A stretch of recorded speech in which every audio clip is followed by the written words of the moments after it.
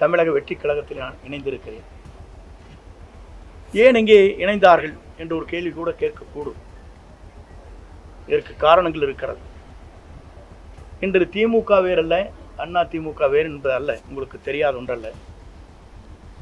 இரண்டும் ஒன்றாக இணைந்துதான் பயணங்களை மேற்கொண்டு வருகிறார் என்பதை நாடறிந்து கொண்ட ஒன்றாக இருக்கிறது.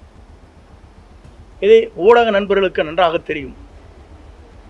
ஏனென்று சொன்னால், நாட்டில் நடைபெறுகிற நிகழ்ச்சி தேர்தல் களத்தில் இருக்கின்ற போது ஆளுநரிடத்திலே கொடுக்கப்பட்ட மனு,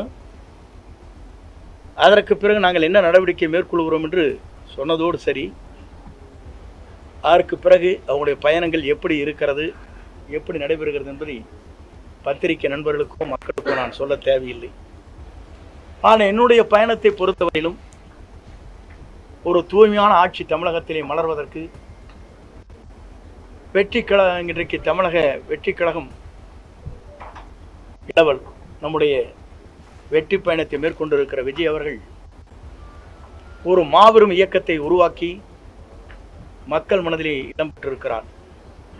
இங்கே வந்த பத்திரிகை நண்பர்களே அவருடைய குழந்தைகளை கேட்டால் சொல்லும். பள்ளிக்கு செல்கிற குழந்தையாக இருந்தாலும், கல்லூரிக்கு செல்கிற குழந்தையாக இருந்தாலும் கூட, அப்பா அம்மா இந்த முறை அவருக்கு ஓட்டலையும் என்று கேட்கின்ற நிலை தமிழ்நாட்டிலே பல்வேறு இடங்களிலே பல்வேறு செய்திகள் வந்து கொண்டிருக்கிற நிலை என்னிடத்திலே சொல்லியிருக்கிறார். என்ன காரணம்? ஒரு மாற்றம் தமிழகத்திலே வேண்டும். தமிழகத்திலே ஒரு புதிய மாற்றத்தை உருவாக்கப்பட வேண்டும்.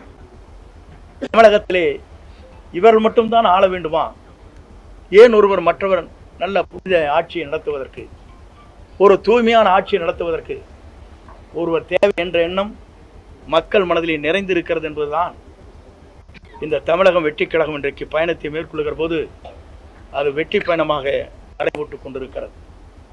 குறிப்பாக இதை நான் சொல்வதற்கு காரணம், எல்லா நாடுகளிலும் எல்லா மாநிலங்களிலும் பல்வேறு மாற்றங்கள் உருவாகி கொண்டிருக்கிறது.